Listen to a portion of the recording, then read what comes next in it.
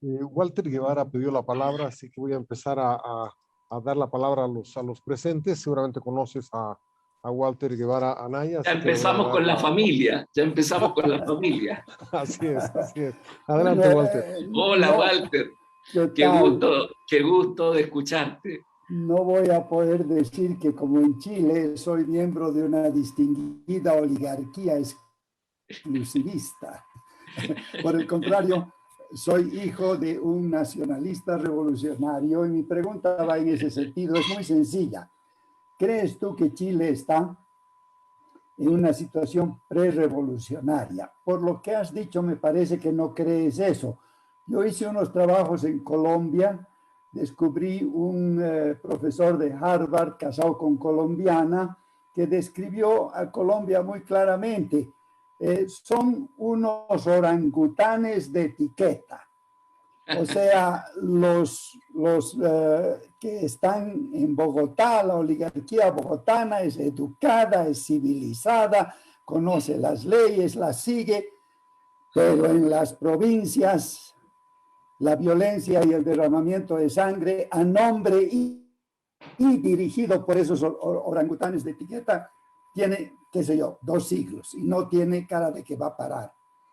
En la Argentina tienes una oligarquía igualmente educada, destacada, europea, etcétera, pero se ha dejado ganar por el populismo peronista. Se ocupan de sus asuntos particulares y el país está en manos de orangutanes. Ahora en Bolivia tuvimos una reforma agraria con problemas. Hubo un nuevo control de la riqueza a mediados del siglo pasado con la nacionalización de las minas, igualmente con problemas. Vino el voto universal, ¿no? Y también con problemas, pero Bolivia cambió radicalmente. Todo lo que pasó a mediados del siglo pasado explica por qué hay un Evo Morales, por qué hay un MAS, y por qué Bolivia no tiene los peligros que tiene Argentina o que tiene Colombia. Ahora, en Bolivia, esta tradición a la que yo pertenezco tiene un prejuicio sobre Chile. Pensamos que Chile tiene dueños, que es una pequeña oligarquía marginadora de las grandes mayorías nacionales, sumamente educada, muy responsable, con mucha claridad de objetivos, pero que no deja entrar más allá de ciertos límites a la población. Ahora, en Bolivia el populacho ha entrado de lleno, o sea, el gobierno de los ignorantes es en este momento, y de los irresponsables y de los corruptos, ¿no? Es una especie de gobierno tridimensional. Tienes una ineptocracia, una cleptocracia y lo que llamamos una yuncocracia, o sea, el gobierno de los que adulan a Evo Morales. Eso no es concebible en Chile, pero ¿no será que en Chile todo lo que está pasando no va a ser necesariamente controlado por un gradualismo típico de la política chilena y que puede que esté en una situación pre-revolucionaria? Mira, yo no creo que estemos en una situación pre-revolucionaria. No creo que estemos en esa situación. Primero hay que entender que Chile ha cambiado muchísimo. Es decir, en Chile, por supuesto que ha existido, como en toda América Latina, de una u otra manera, el poder oligárquico, el Estado oligárquico, etcétera, todo eso lo hemos vivido. Y yo tampoco tengo una visión lineal, ni mucho menos. Yo creo que en buena parte de América Latina, lo popular nacional en un determinado momento jugó un papel modernizador irreemplazable, porque no habían fuerzas de otro tipo para poder hacer ese cambio de modernización. Pero, y por lo tanto no tengo visiones diabólicas de eso, ¿ah? Pero Chile es un país que ha cambiado enormemente. Si tú ves las principales, las viejas fortunas ya no existen, están en manos de otra gente. Están en manos de otra gente. La vieja oligarquía chilena ya no es la oligarquía más rica.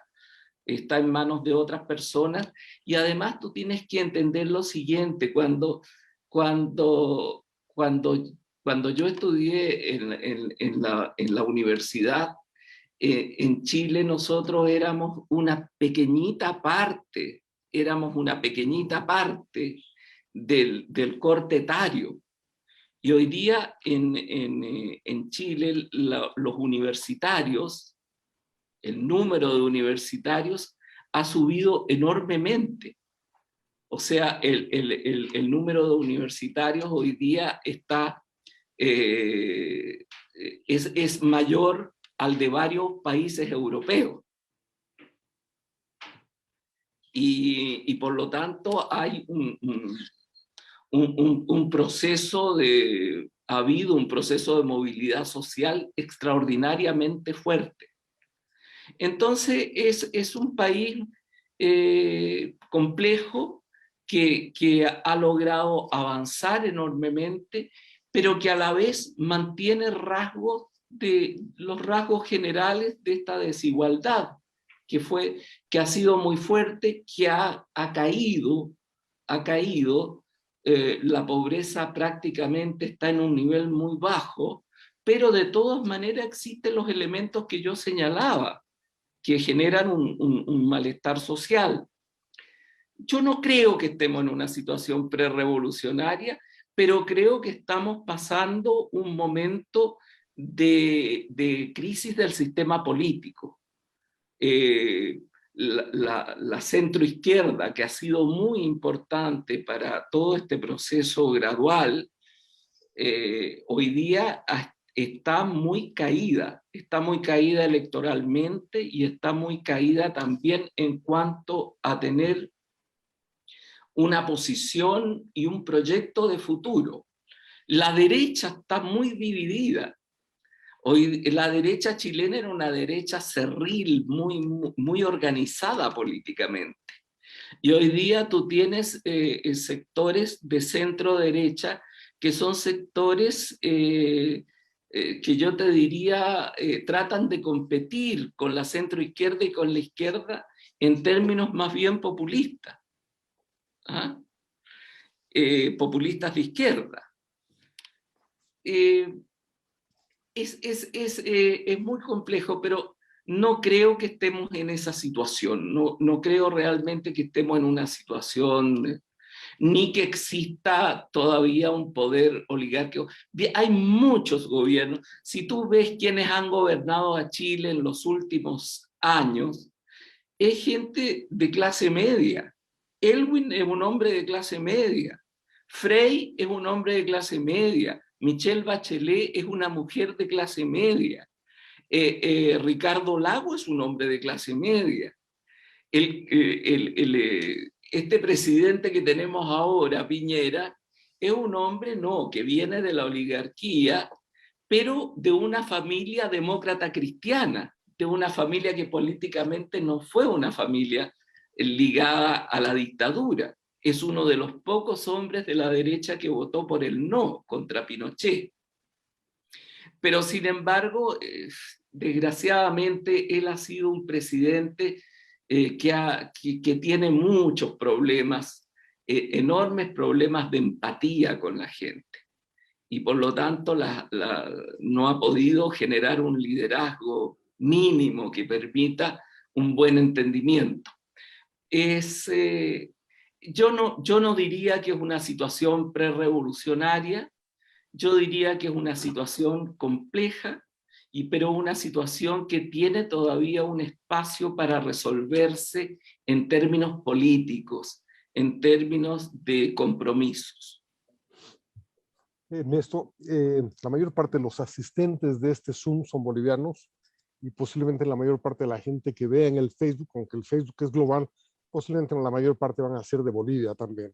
Sí. Pensando en los bolivianos que vamos a observar el proceso chileno, ¿qué recomendarías tú que prestemos atención en la Asamblea Constituyente? Su proceso de toma de decisiones, su organización interna, sus reglamentos, o los temas que va a ir a trabajar la Asamblea Constituyente? Yo te diría que la tensión principal desde el punto de vista político para ver con qué Chile ustedes se van a encontrar, digamos, en el futuro. Yo creo que la primera preocupación es cuál es la atmósfera política que se genera durante este periodo de la Constitución. Si se logran un conjunto de acuerdos. Yo he hablado de los 30 justos. Yo quiero que entre los convencionales hayan por lo menos 30 justos, que sean de centro izquierda, de izquierda, de derecha, etcétera, pero que tengan, por decirlo así, la idea de conversar, de dialogar y de generar una constitución que se le presente, porque esto después de un año de trabajo, esto vuelve a ser plebiscitada, no sé, para ser aprobada, que sea un texto que tenga un alto nivel de acuerdo. Entonces yo te diría, globalmente, si tú me preguntas cuál es la importancia mayor, yo te diría la importancia mayor tiene que ver con la política. La importancia mayor no tiene que ver con los cambios de reglas, que son necesarias muchas de ellas, pero tienen que ver con su legitimidad y con que sea un factor que permita a la democracia liberal chilena poder funcionar. Eso a mi juicio es lo más importante. Ahora, naturalmente hay puntos que son muy clave. Está el punto de todo el asunto económico, de la propiedad, en donde hay que pasar de un Estado subsidiario, entendiendo subsidiario como se lee más bien, más que en la doctrina de la Iglesia, cómo se lee subsidiariedad en la doctrina más neoliberal, digamos, ¿ah? Como ausencia, más que como una presencia de las organizaciones intermedias. Entonces, yo creo que ahí va a ser muy importante asegurar el tema de la propiedad, pero no sacralizar el tema de la propiedad en el sentido sobre los medios de producción, estoy hablando, ¿ah? Para hablar en términos clásicos.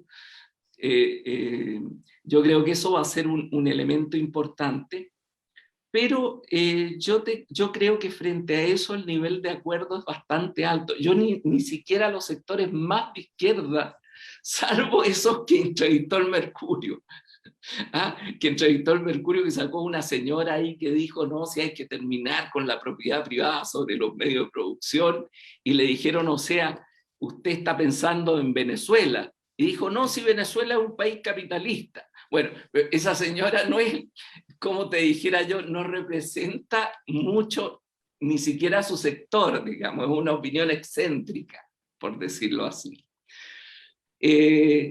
Pero vuelvo a lo de antes, o sea, la Constitución tiene un rol sobre todo político.